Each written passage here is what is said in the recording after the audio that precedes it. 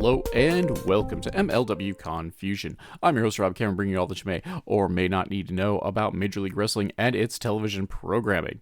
At least, we usually do. But hey, at the time of this recording, well, Lucha Apocalypto is going to be tomorrow.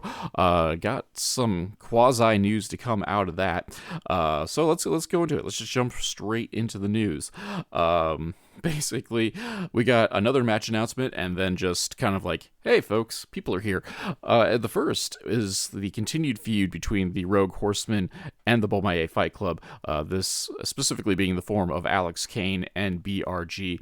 These two are looking to collide in a chain match. They had previously battled in a street fight in Atlanta, which was a pretty darn good match. Got to see a gold brick used as weapon, so that was crazy go nuts. So we'll see what's gonna happen here at Lucha Apocalypto. I'm actually surprisingly excited for this one because BRG has a punchable face, and it might even be more satisfying to watch him get punched in the face with a chain wrapped around a fist. Speaking of the Rogue Horsemen, of course, CW and Brock Anderson are going to be in action. No opponents listed this time, so I'm hoping they get a real match and not just two jabronis. Though, since they haven't announced an opponent, I'm guessing it's going to be two jabronis. But we will see who those are going to be at the YouTube BN Sports taping portion of the event that'll happen later on this month.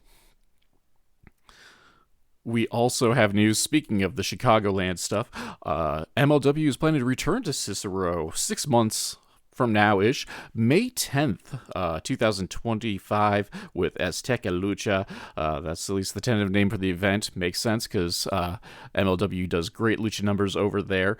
Sold-out shows each time, and tomorrow's show is going to be no exception. It's been announced as a solid, and they'll probably actually open up some more seats the day of the show too, once they kind of figure out how they're setting up their production work and whatnot as well. But other than that, it's been a pretty light week for MLW news.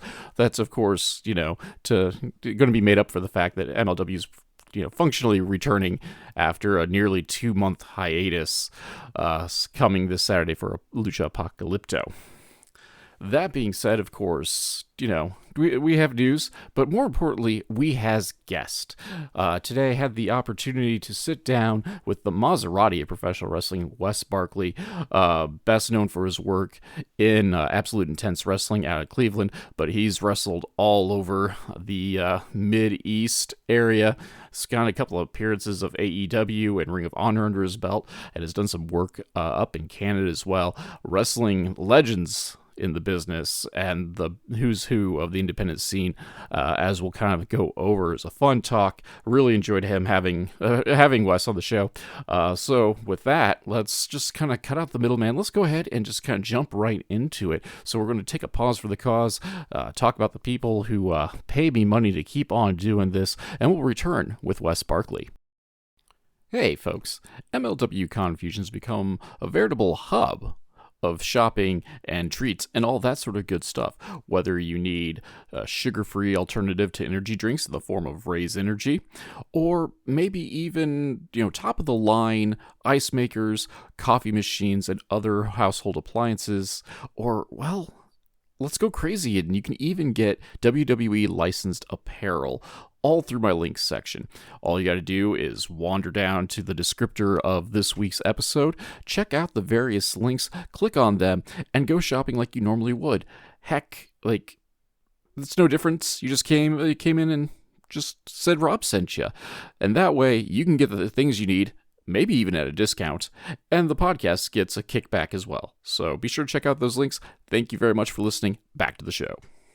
And we are back, ladies and gentlemen. MLW Confusion Special Edition. We have the champ sitting in with us. Two tie. You say two belts, right? Double now. Champ, brother. Double champ. Say IWA or AIW Intense Wrestling, correct? And then one half of the IWC Tag Team Champions. He is the Maserati, Wes Barkley. How are you doing, man? Yes, sir. I'm good. Thank you for having me on. For the audio listeners, I'm holding both pounds or 25 pounds, we would call it, of gold around each shoulder, because I am the champ, IWC tag team champion, and AIW intense champion. But now that we got that out of the way, thank you for having me on. I really appreciate it, and I'm looking forward to this. Oh, not a problem. I enjoy being like a proxy belt collector. If I can get just champions on here, because Oh, I'm hell not yeah, gonna brother. lie, like in like when I first started doing interviews, like I was almost like a harbinger of bad luck. Like I would like reach out to someone with the title, and then they would lose it like the Oof. week before they come on the podcast, and I'd be like, I wanted a champion on my show, and they're like, well, I was until last week. What was your problem? Well, hey, I won this belt last weekend, so I think you might be the good luck. So there's a switch there, brother. It's about time. And you did Right. Tommy Dreamer. It was Yes, one of the sir. former opponents. Yeah. You know that's nothing to sneeze at. What was it like working against a verifiable legend in the form of Tommy Dreamer?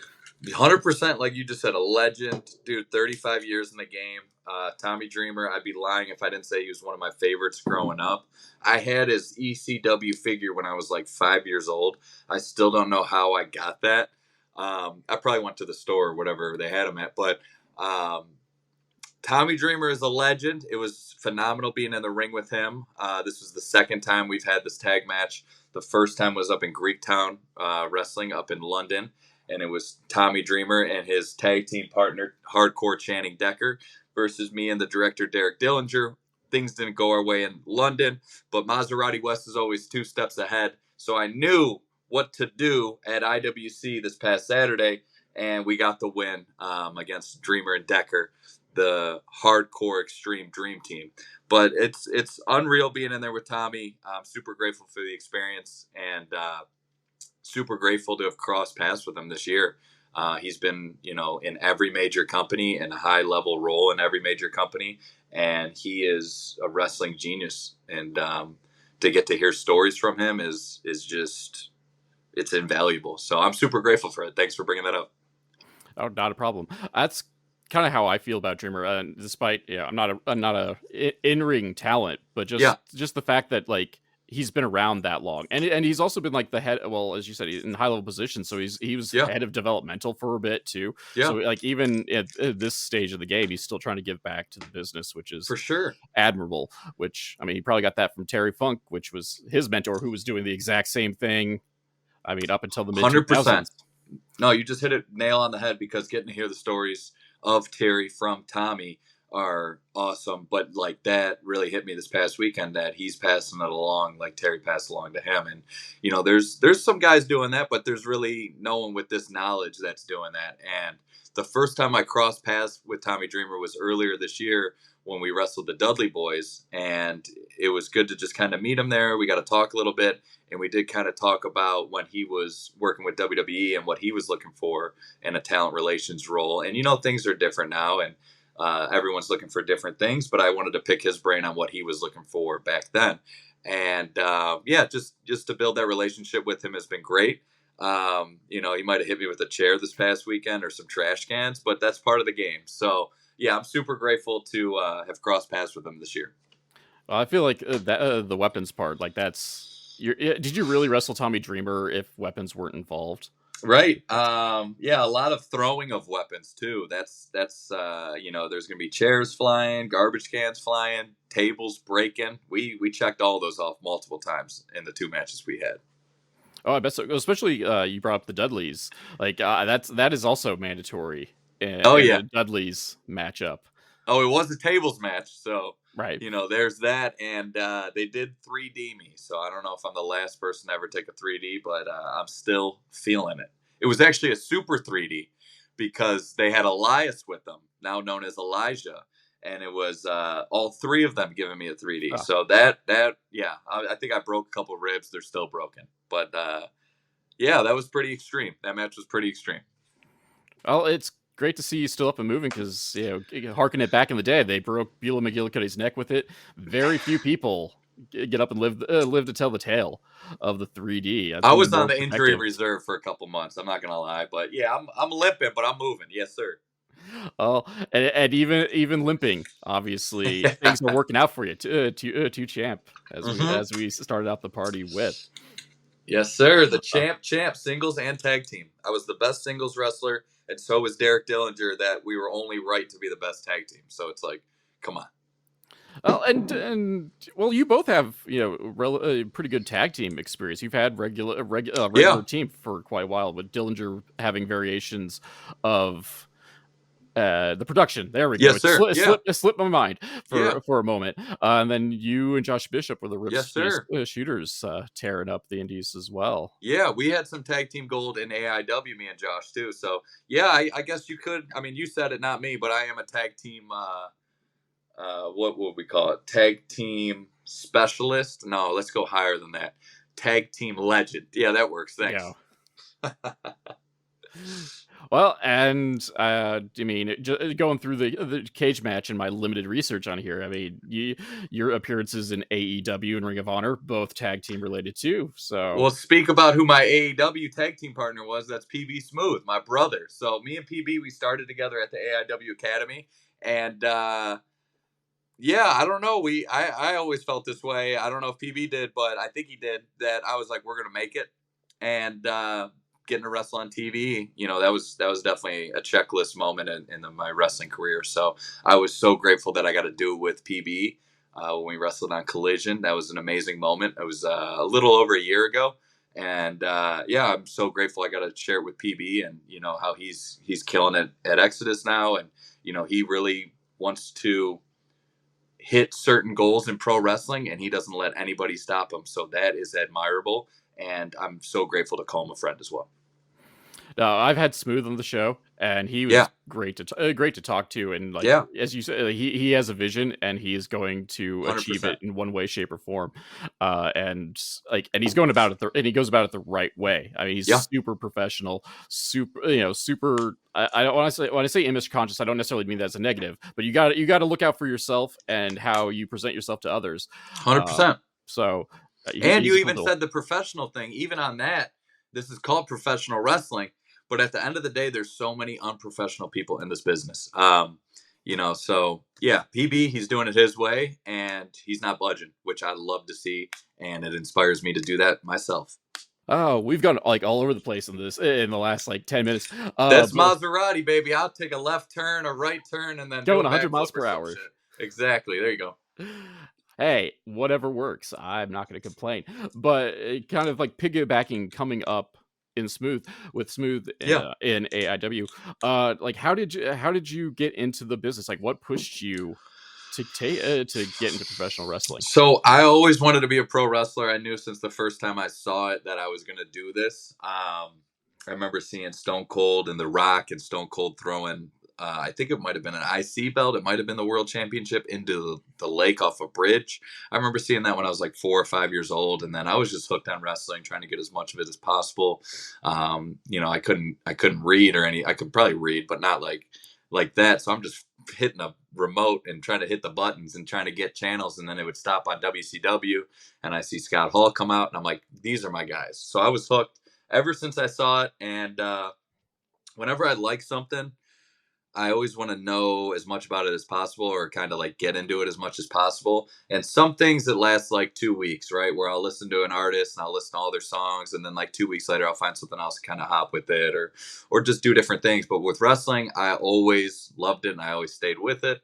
And again, like I always wanted to know more about it. So then after WWF and WCW, I started hearing about ECW because of the World of Wrestling magazine. So now I'm looking at guys like Dreamer and Jerry Lynn and Sabu and Rob Van Dam, and I'm like, who are these guys?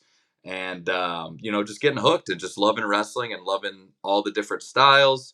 And then I think I got like familiar with independent wrestling and started hearing about AIW when I was younger. And then I went to college, and I wasn't liking it at all. I was partying a lot, and it was kind of eating me up, like right in my chest. I kind of felt it every day, where I was like, I'm lying to myself if I'm not becoming a wrestler. Like I'm not meant to do the school shit.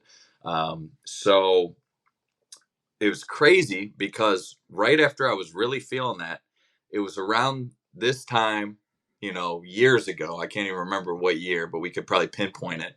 And it was a Thanksgiving break, and I'm coming home from college, and my dad's like, "Hey, do you want to go to the gym with me?" And like we never would like go to the gym together or anything, but I was like, "All right, I should go. I haven't done anything this past week. I should go work out." So I go to this gym that's in the Cleveland area. It's more of like a I don't know. It's not like a hardcore gym. It's like a commercial gym, right? So I go to this gym and I see Dolph Ziggler there, and I was just like, "Whoa!" And I went up to him. I was like, "Hey, if you got any time, I'd love to talk to you after." He kind of just looked at me. I was like, "All right, whatever, kid." I was like, "All right." So then I'm at the water fountain like 10 minutes later, and he taps me. He's like, "Hey, you wanted to talk about something?" I'm like, "Oh shit!" And I'm so nervous. I'm like shaking and like kind of stuttering talking to him. And it's because I respect the wrestling business so much that I didn't want to get Dr. D, David Schultz, and slapped in the face when I said, "How do I become a pro wrestler?" Right? I swear. And I actually told him this. He thought it was funny because I got to meet him later on. A few years ago, we actually got to meet again, which, was super grateful. Or I'm super grateful for. But yeah, so I asked him, I was like, how I want to be a wrestler and all this. And I was just nervous that he was going to beat me up, but he was like, "No, man, just finish college, go through this. Boom, we go to school, study." I'm like, "Okay, thank you so much." Like that was unreal. But that was kind of something, I'm into some hippie stuff, and I was just like, "Whoa, that's a sign right there." So I'm in college, I'm partying too much. I come back home, finished up college locally. I'm working at a barbecue joint, and they used to put on the network, the WWE network. They're like, "Is that all right if we put this on?" I'm like, "Of course, yeah." I'm acting like, "Oh yeah, sure, if you guys want to watch it." But I'm like, really like, damn, I just get to watch wrestling all day and work at this spot. Sweet. So this guy who was working with AIW as a commentator came in and was like, "Hey, do you like wrestling?" I'm like, "Yeah, I love it." He's like, "Have you ever heard of AIW?" I'm like, "Yeah." He's like, "All right, come to the show Saturday. I'll get you tickets." I'm like, "All right." So I went to the show that Saturday, and I walked through the doors of Mount Carmel, which is where AIW's like home venue used to be. It was in a little gym, which is like the heart of indie wrestling, in my opinion. And I went in there, and I just felt like I need to do this. Like, I already told you, like, I need to do this. But when I walked through there, I was like, I'm doing this. So I met up with that commentator dude. He took me into the basement. He introduced me to John Thorne and Chandler Biggins. I met him. I told him straight up, I want to wrestle and I want to sign up for the school. And they said, "All right, here's our email." And I was like, "All right." And then I emailed him the next day and signed up. My parents were kind of like, "Oh, we want to wait till you finish college." But I was like, I met him. I told him I want to sign up. I'm signing up. So I finished college while working at that barbecue joint and running the food truck and trained to be a wrestler. And I started at the AIW Academy in 2016.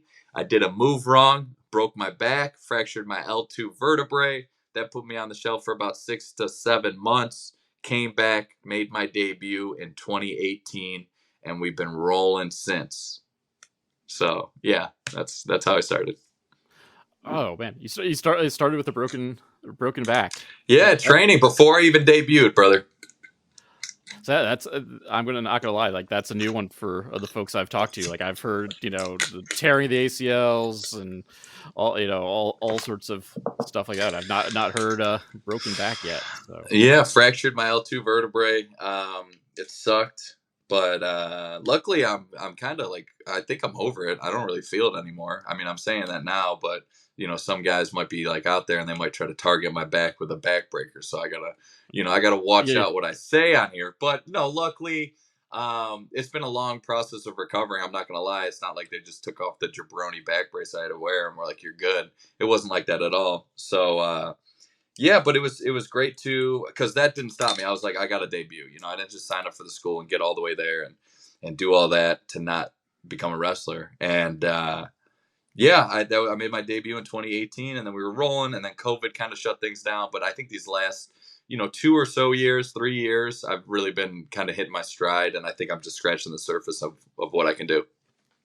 well, and that's kind of indicative of the wrestling business, like nowadays. Anyway, seems like it seems like guys are not really hitting their stride or like figuring out who they are as a performer until you're getting like even like close to that 10-year mark. Which I mean, you're not there yet, but No, like looking at some of the examples of guys who just spun their wheels and then bam, like 10, 15 years in, like all of a sudden it is like for sure. the epiphany strikes, or they put the character and their move set together and it's magic. 100%, 100%. And it's like I might know who I am uh, as a person, but then sometimes I'm still figuring myself out as a person as well outside of the ring. So as I get older and as I have more life experiences, I start thinking about things different. And everything you see when I wrestle and present myself is really me, you know? So it really depends on what I'm going through at that time of my life.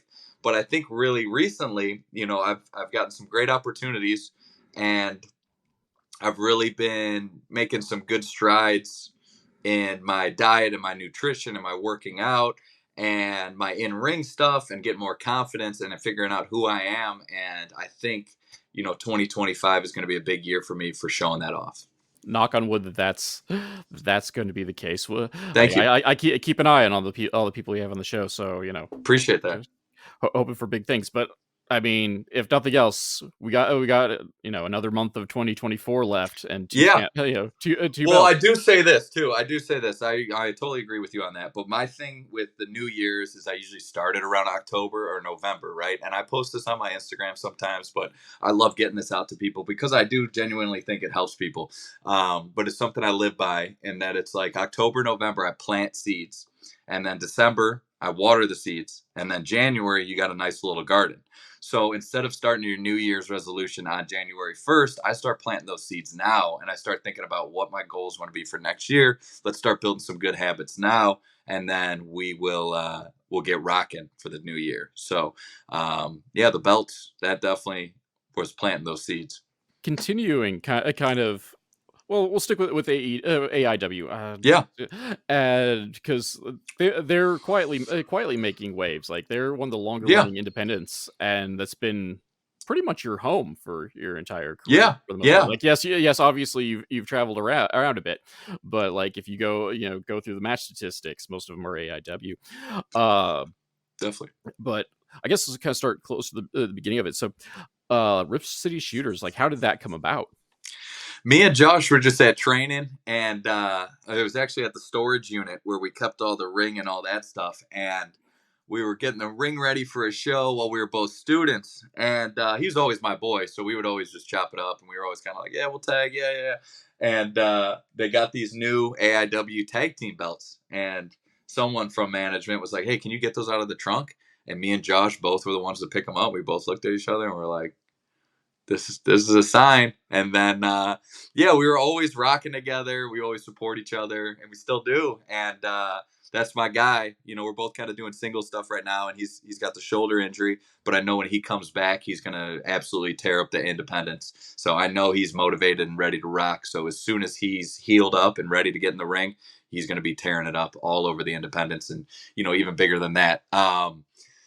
But yeah, we just always were vibing together, and then we start getting some tag matches together, and we always just were kind of vibing each other, and we had some good opportunities. We were in the NWA Crockett Cup a few years ago, which was a great match and a great experience. We won AIW Tag Team Gold a few years back as well, and Josh had some other belts, so we had all the belts in the company, so we were running hot there for a while.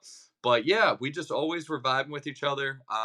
We had good, you know, chemistry, natural chemistry, and some people would say we had good instincts, which is what we got after a lot of matches. But we knew where each other were going to be, and we kind of had a good dynamic because I would run my mouth and he'd knock the guys' heads off. You know what I mean? So we'd play mind games and we'd get them, but we always made things happen. So yeah, it was a great time. Yeah, we just keep an eye out for Big JB when he's back. Oh, yeah.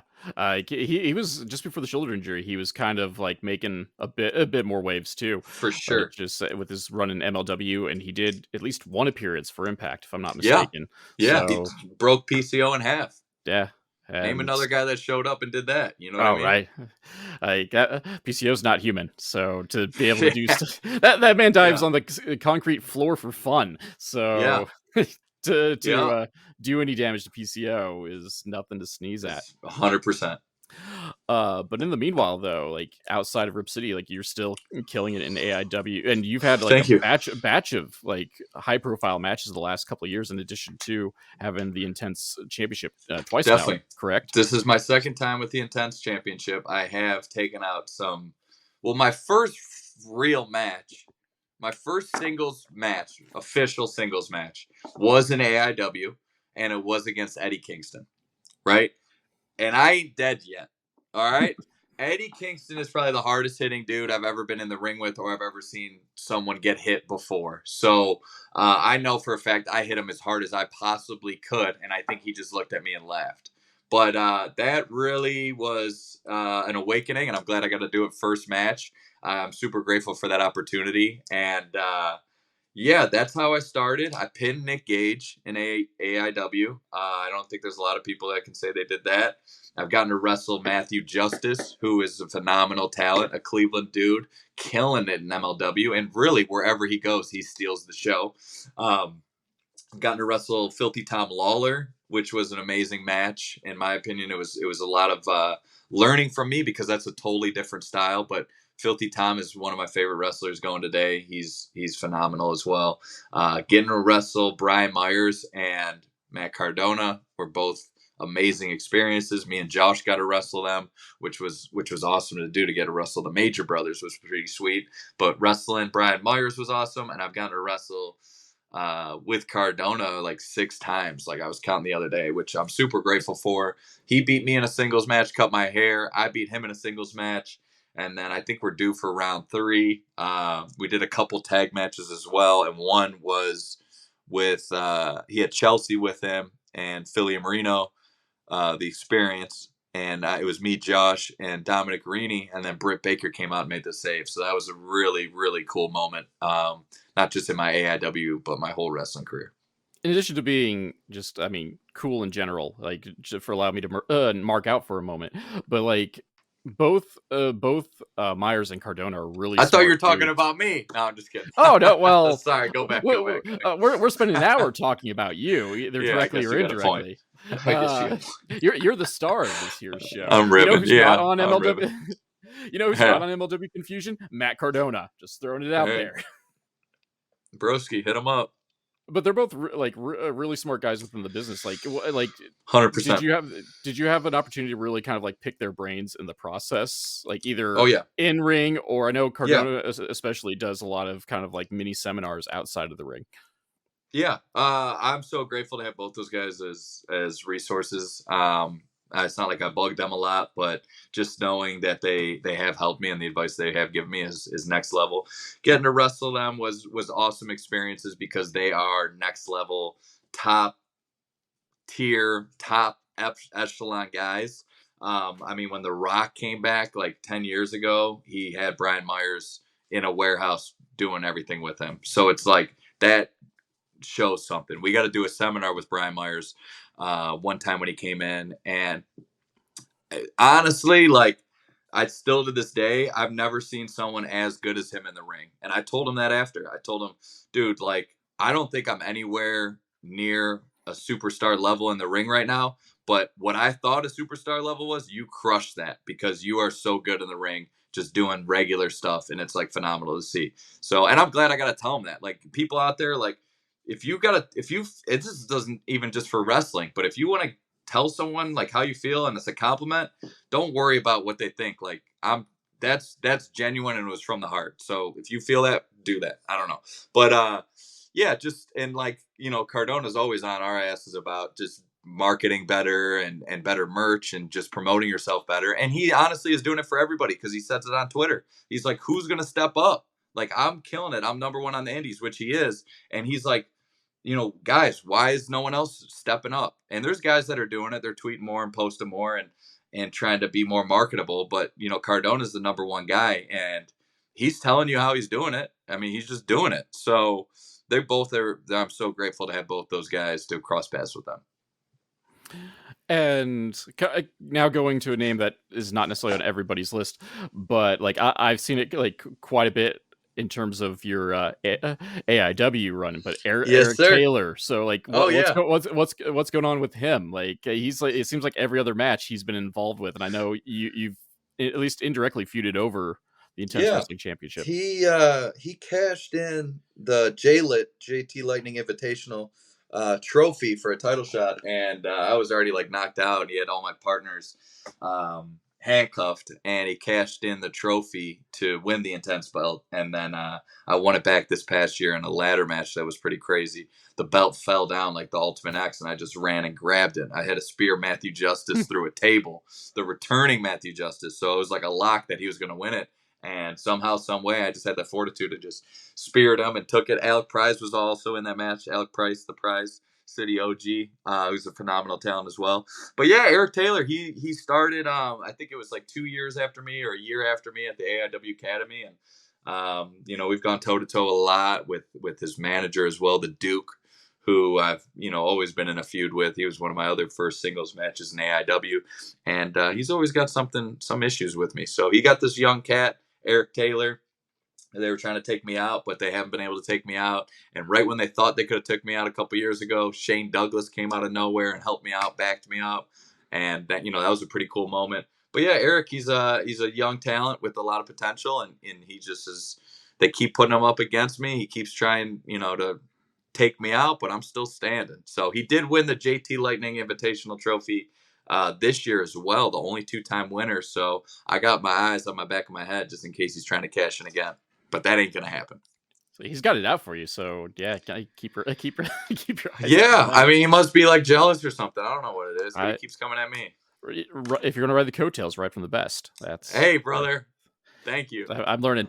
But like, before I ask like one big nerd question, so Go ahead. You've been with with AIW for your entire career, and we've name dropped just in the last 20 minutes, like a kind of who's who of professional wrestling. Like, what is your favorite match that you've had there so far?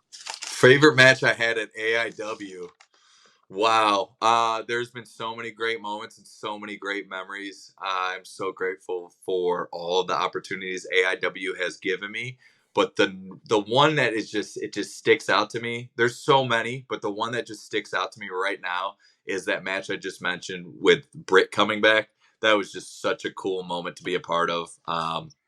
Having Chelsea Green out there too, where they thought they had the odds, and then bing, bang, boom, and then Britt coming back, and I know how much that meant to her, and just getting to do that was so cool. So yeah, me, Josh, Dom Greeny, and Britt versus Philly and Marino Experience, Matt Cardona, and Chelsea Green would have to be my favorite match in AIW.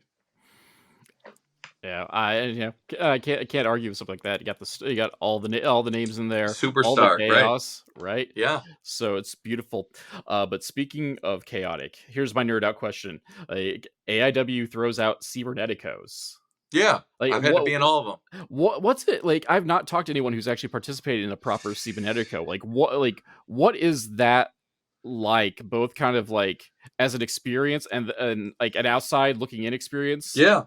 And like, what's it like actually doing that for? And if I guess like before we get too far, for the listeners at home, a cybernetico is a 2-team battle. The numbers can vary, but it's basically single elimination, and tags are in a specific order. You basically form up a line, and 2 teams go at it until only one person's standing, and then in the proper one, like there's literally only one person standing because teams will fold in on themselves to get to that point.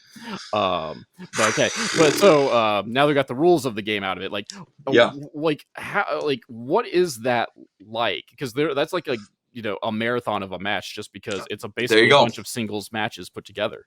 Yeah. Well, I really appreciate you asking that, because no one really has asked me about this. And I think I've been in all 3 of them, but I know I've been in the last 2. I think I've been in all 3. But yeah, I mean, you hit it right on the head, because there's so many different elements to it, right? So there's training for a regular match, right? Which you go, okay, I can study my opponent. This is what can happen. Boom, boom, boom. Then they're studying for like a Royal Rumble, where you're like, all right, I don't know when I'm going to be in it, but I got to be ready to go half hour if I'm in it, because I want to win it. But then with the Cybernetico, you got to be going at least an hour if you're winning it, which I'm in it to win it. The batting order is crucial, because, all right, well, if I go, I'm going to be paired up against this guy. But if this guy in my team eliminates him, I got this guy. So you got to kind of look at the guy before that your opponent, the guy after, the guy before you, the guy after you. But then you also hit it on the head too, where it's till there's one guy standing. So if my team takes out the other team and we still got three guys, that means I got to go against my team, right? And Maserati West is always two steps ahead. But I'm straight up. But there's also some guys that, there might be some snakes on your own team. You know what I mean? So you got to watch out for, you can't trust anybody, right? That's life. That's wrestling. That's how it goes. But with the Cybernetico, you really got to be ready for anything. You got to have your stamina and endurance all the way up. Your stamina endurance all the way up. And you gotta have your head on a swivel because you never know what's gonna happen. But yeah, that match is an experience like no other. I think I was almost the winner this past year. Yeah, I mean they're like nothing else. You can think you have a game plan going into it, but honestly, it'll change within the first 5 minutes. So you got to be ready for anything. I believe that. Like, it's just, I mean, just because there's so many different factors involved again, and as we put it, like, if you're winning it, you will pretty. It's almost, there's a good chance you are going to have to take out your own team to do it, For sure. and And like I can kind of get a feeling off that because what I like to do on my teams these past years is I try to link up with my team at least a week before and kind of get a strategy down because it has lucha tag rules too to it. So I could just leave the ring and the guy behind me's up next. I don't have to physically tag him. So I try to do some different things like that where I kind of get some teamwork going. All right, guys, we're going to have the batting order like this. Let's kind of get some camaraderie going. But that's when you could tell, some guys maybe they don't show up or they're just, scoffing at some ideas. You can go, we might have some snakes. We might have some snakes on the plane, if you know what I'm saying. like that has to be just as an amazing experience because there's not, like, at least on the American scene, there is not there's not too many companies that throw out the Cybernetico, even the companies that do kind of focus on lucha. Like the only company like I've really like that springs to my mind with Cybernetico is Chikara, Definitely. and I'm not sure if there's any. I mean, so someone No. can get in the comments and prove me wrong because it's this is a large country and there is a lot of companies that I don't get to watch just because I'm out in the middle of nowhere watching wrestling in Cleveland, or Yeah, buddy. there's only so many No, I hours of don't the think day. I don't think yeah, I don't think there's really anybody else doing it like that. So it was cool to be a part of for sure. Kind of going to switch gears Yeah. off of AIW. We've kind of half touched, but let's kind of touch in a little bit, go into more detail about your team with Derek Dillinger in Yeah. IWC. Like, how did that come about? They just knew we were both dastardly dudes, and we both are from Cleveland, and we kind of were always aligned backstage, and we actually had a match. It was a pick your poison match. It was when Derek was feuding with John McChesney, Big League John McChesney, who's an IWC and just wrestling legend. He picked Matt Justice, and Derek picked me, and we kind of were like, okay, we got a little chemistry here. And Derek, honestly, Derek Dillinger has been one of my number one opponents. I've had my best matches with him, mostly at AIW. I won the Intense title off him. But he is a phenomenal talent. He's killing it. He's got the production going now with Katie Arquette, and they're absolutely killing it.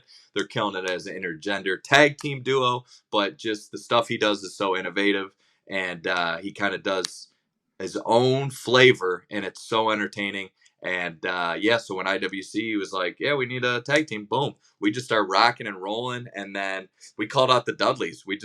I don't know, one night Derek had a match, I helped him out. I had a match, he helped me out, and then we got it backstage, and we go, you know what? We got this big IWC show coming up. Why don't we tag? We're gonna go against the Dudleys. So, that was kind of it. And then we were just like, yo, we're going for some gold now. Like, let's go. We survived the Dudleys, and nothing could stop us now. And we've done a couple matches up in Greektown with it. We've done a couple at IWC, and that's my guy right there. So he's brought the best out of me, and we've bled buckets together. So he's it's only right that we tag and take everybody out. And I agree with you. He's very creative. Oh, 100%. And And super how underrated. Super underrated. He had a match at Ring of Honor, though. I recommend anybody that has the Ring of Honor club or doesn't just should buy it. and watch this match he had a few weeks ago against Serpentico and Angelico. It was a phenomenal match, and you see some of his creativity, but you also see that he is such a dynamic performer. So I would go out of your way to check that match out. Yeah, he's one that it was Enjoy that originally got got him on my radar, and just no one was quite doing what he was doing, or at least in the way he was doing it. And then just like his tag team offense, like I'm a big proponent of using your partner as a weapon. Like that's just one of my little like nerd things. And just kind of like seeing how he's going, like in both versions of the production, is just amazing. And then just the director, man, he's directing. That's the director right there, brother. That's his role in things. You're bringing the finesse. He is. I guess in this case he'd be the driver. Hell yeah, brother. No, he's killing it. He's got that rolling forearm taught to him from Masato Tanaka and Chris Hero. I've seen him knock people out with that in the streets. The streets of Cleveland, we've left people laying. I'm not supposed to talk about that, but different story, different day. I was gonna say something about statute of limitations, but it's probably not not passed even. Yeah, 7 weeks or 7 years. Which one is it, brother?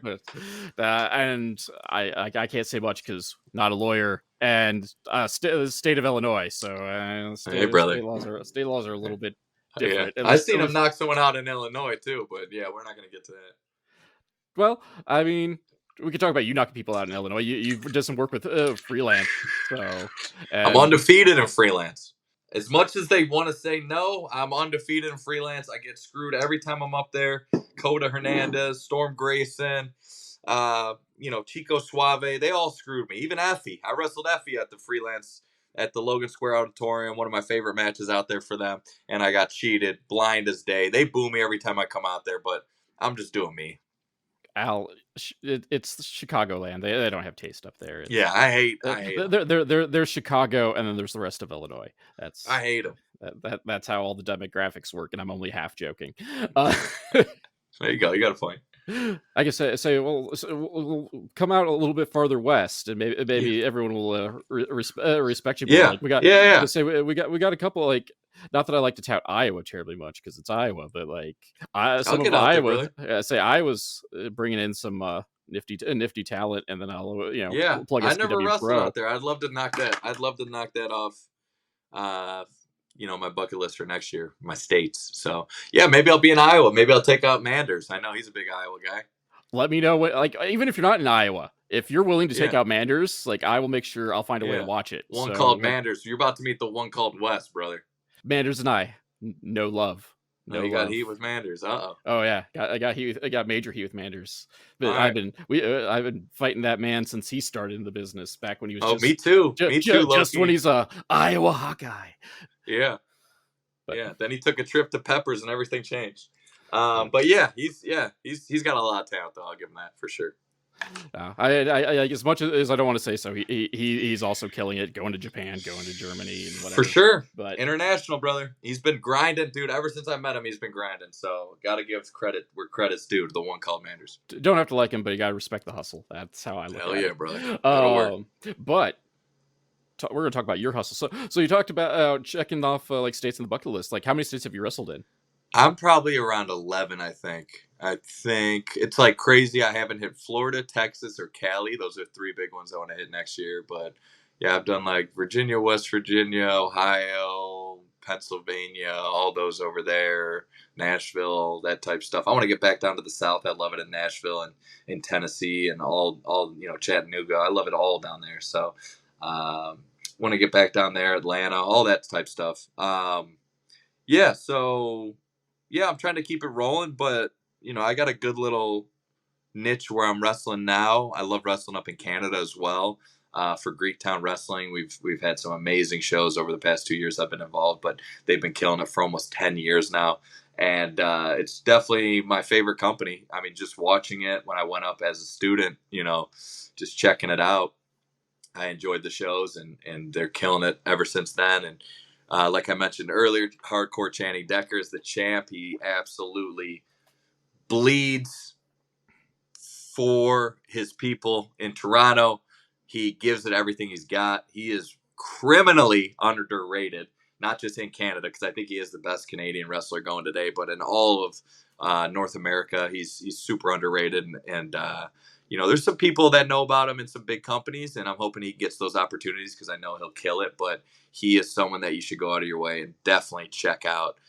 But yeah, I love wrestling up in Greektown. Toronto is a lot of fun. We've done some other shows in London and Hamilton. I've gotten to kind of see other towns in Canada, which is awesome. But yeah, I love being in Toronto for Greektown as well. So yeah, some more international stuff is really what I want to do. If we're talking really goals, I really want to wrestle in Mexico and Puerto Rico. Those are my two big ones. I'd love if someone could just ship me out there for a couple months. I could just live down there and wrestle down there. That's really what I want to do.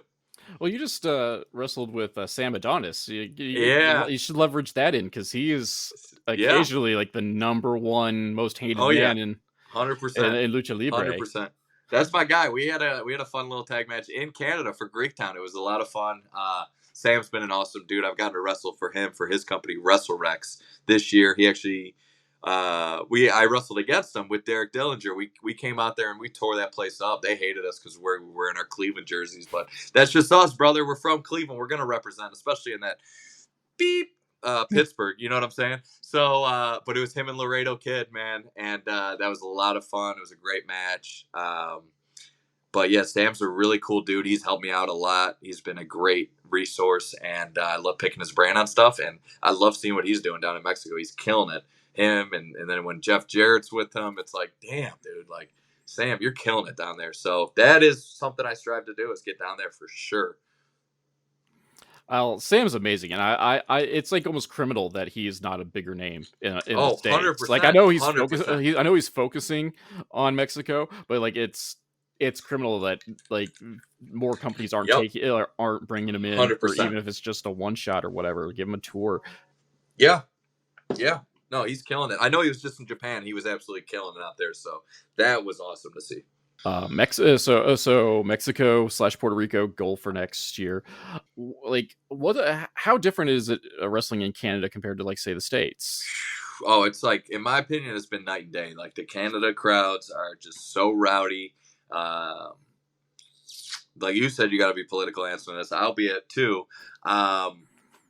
There's a lot less people on their phones and stuff. You know what I'm saying? A lot of people, it might just be because Greektown has such a great fan base as well. So maybe it's not everybody, but all the times I've been up to Canada, these people are so invested in the show. They want to cheer. They want to boo. They want to have a great time. And Greektown provides that. But every crowd I've been in, there's been kids going nuts. There's been old people going nuts and everything in between. And it's just so fulfilling as a performer. And it's a lot of fun. So I love it. I love it. They're great crowds up there. And then kind of looping around in circles because that's what I do here. So we talked about you mentioned the kind of the bucket list for next year and beyond. Yeah. Like what else is on that bucket list at least for 2025? I'm so grateful for you asking that and even making me say the Mexico and Puerto Rico because like I've always wanted to wrestle there, right? And Japan would be sweet. Like those were my real ones when I was like younger. Like before, when I was like 12 or 13, I was like, I'd love to wrestle in Japan and Mexico, right? And, but like recently, and even when I started training, I remember getting a DVD of War of the Worlds or World War III. It was something, whatever it's called, the Lucha Libre show, where it was Blue Panther and God, someone's going to roast me online because I can't think of this right now. But then it was Art Barr and Eddie Guerrero as the Gringos Locos, Gringos Locos, and they had Louis Spicolli with them, and he had a sick match on that show as well. But ever since that show, I was like, I want to get down there, and I want to do what Art Barr and Eddie were doing. So that was when I was like, as like a trainee and a performer, I was like, let's do it. But what I was saying was, I'm glad you're making me say this out loud because for so long I've just been like saying it to myself, like I want to wrestle in Puerto Rico, and then kind of forgot about it. So me actually stating it out loud is going to hold myself accountable to trying to get to those goals. So thank you for that. But what I really want next year is a contract. I'm going to be honest. I hate when people kind of are like, oh, I want to do this. But someone that I mentioned earlier, right?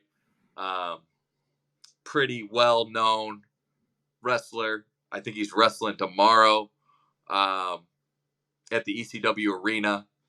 he gave me some really good advice, and he was like, you need to stop focusing on boom, boom, boom, boom, boom, and really focus on locking in on getting a contract. So that's really changed my my thoughts and my goals, and I'm really locking in. I'd love to get an opportunity with a major company and just be in someone's system, because that's what I think I really need right now to take my stuff to the next level. I've had some awesome opportunities with AEW. Super grateful for all those experiences, and I love being around everybody. There's so many valuable resources there. I got beat up by Seth Rollins and Bronson Reed last Monday, allegedly, or a doppelganger that looked like me as a security guard got beat up. But yeah, that company is there's a reason why they're number one, and it would be really awesome to be in a system like that. So there's a lot of opportunities for wrestlers out there right now, which I'm so grateful for, because being a wrestling fan for over 25 years, I've seen the ups and downs in the wrestling business numerous times, and it's so cool to see how indie wrestling is rolling right now, and the fans and all the exposure people can get from independent wrestling. So that's an option as well. But I think what I really need is to be in a system with guys that have made it at a super high level and being able to pick their brains. I have some great resources. We talked about that earlier, but being in that system where it's more of a mentorship, or, way more hands-on, to get me to that next level in the ring with my character, cutting promos, and just how I'm presenting myself. So that's really what my goal is. I am a long way away. I'm not going to just be on here and saying like I can get signed tomorrow. I would kill it if I did, I'll be honest, but I have a lot to work on, and I'm really focused right now. I've had a big problem in my life with procrastination and things like that, and these last 2-3 months have been really eye-opening and inspiring, and I'm focused, is what I'll say. And I mean, I think you did hit the nail on the head at a certain level. Like honestly, as someone who's watched wrestling for let me check my age. Over like pretty near 40 years. Well, Yeah, we'll go with that because math is not my strong suit. Like sure. this is arguably like the best time to be a Yeah, wrestling fan. Like we can spout all of our tribalistic stuff about this company or that company, but the fact is that we have two major companies. yeah. Well, and like I mean, three, depending on what how far I along you think, want to in my say opinion, there's like Impact. five big companies going right now, right? Yeah. You got NWA, you got Impact, you got AEW, you got WWE, you got MLW, right? I didn't say it in that order. I'm just looking at the screen. But there's 5 opportunities out there for you to be a pro wrestling talent on TV, right? To a degree. And in all those companies, they have guys that were superstars, that made it at a high level. So there's options. You've never seen that. Like you just said, there's never been a time like this in wrestling. There's money to be made. There's opportunities.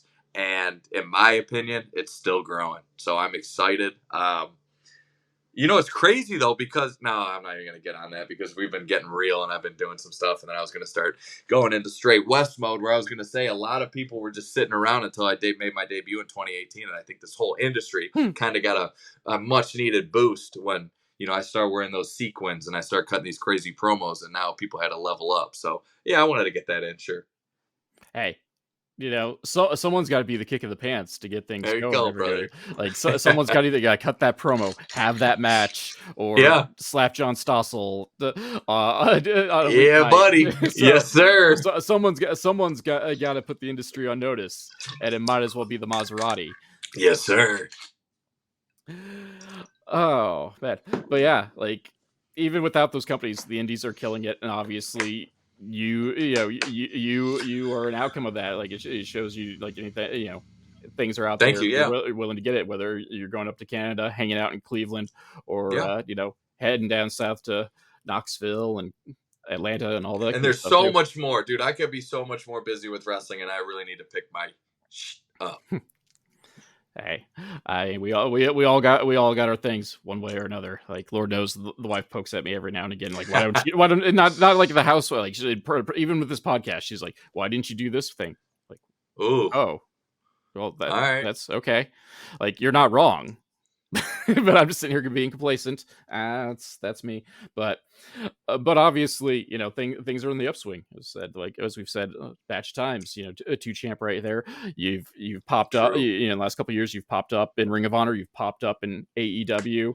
You saw someone bothered to look like you this past Monday on Raw. Like so, obviously, you're trend setting there as well.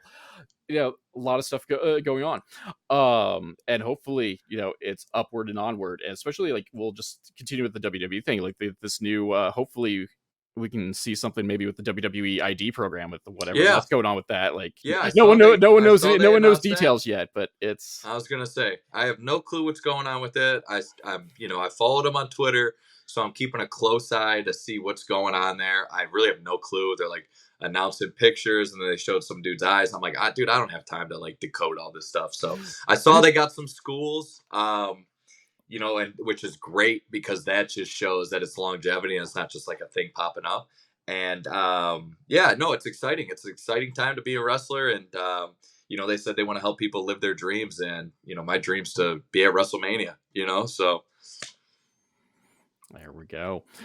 So go ahead and kind of like, give people ways to find you online. So where are you coming up in the next few weeks?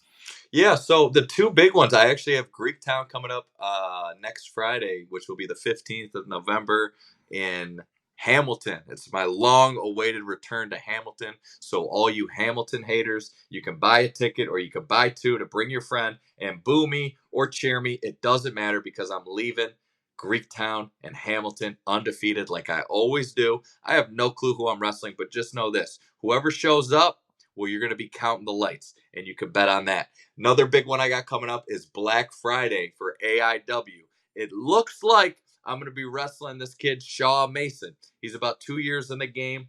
I had his debut match against him. He almost beat me. But now with the belt, I'm a little different. And now with the belt, he's a little different. So we're going to see, it's a story itself there. The kid's been working hard, and now he's got a shot. Let's see what he stacks up to what he did last time and, how far he can get to the champ. He's not beating me, though. I'll tell you that right now. So those are my two big ones coming up. I got a couple other shows in November as well. But be sure to follow me on Twitter at Wes Barkley. I'll be promoting those shows and some other stuff coming up. Instagram, Maserati Wes. I like posting on there way more, but I got to get my Twitter game up. Facebook, it's just Wes Barkley. You can hit me up. I don't know. I'm not really on there. But yeah, I got some big things cooking for 2025. Plant those seeds now. Give me the follow. We'll water them in November, December. And then 2025, I'm coming in hot, but I'll start posting that stuff now. The big shows. I got merch. I'll be posting it on social media as well, too. You can hit me up, buy it directly or off my website. But yeah, I got some big things coming up. I'm really excited for 2025. I'm really grateful for you having me on this podcast. It's been awesome chatting it up with you, dude. It's been a lot of fun. And I appreciate everyone listening and everyone that supported me. Well, we'll keep an eye on it. And as I said, like I try to keep an eye on all my guests, and like AEW, if nothing else, AEW is usually in my rotation. I'm not always up to date on it, but like I try to catch it up here there because they low key, one of the better companies out east. Hell yeah, rocking forever for real. But yep, we'll keep an eye out. 2025, hopefully upwards and onwards. And just thank you for coming on. It was great talking and doing some, throwing out some weird nerd stuff like the cybernetic and whatnot. So no, that was a great question. Thank you for having me on. I really appreciate it. It's been a great talk.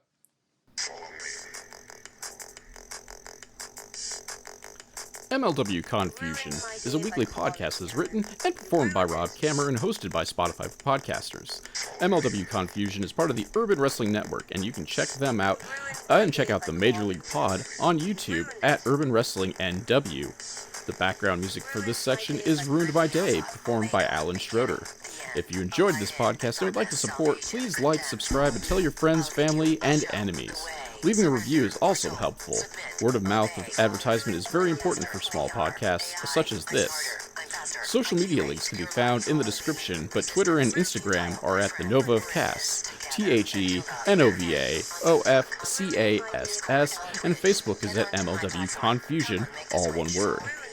If you'd like to support monetarily and help upgrade my equipment, please check out my virtual chip jar at ko-fi.com/Casanova, Or if you prefer more bang for your buck, you can go to patreon.com/Casanova, CASSONOVA, where for as little as $2, backers get access to the podcast early and without those pesky ads, plus other exclusive content. So join the crew that is headed up by Keith Wynn, Alan Schroeder, Alex McCarthy, and Elenia, and check it out. You can also find t-shirts, coffee mugs, and other merch at the Confusion Podcast on Teespring. Also, be sure to check out the description to find some affiliate links for, well, WWE merch, coffee machines, ice makers, and much more. For business inquiries such as ads and sponsorships, please email rzkamer, that's Kamerer, at comcast.net. Thank you for listening.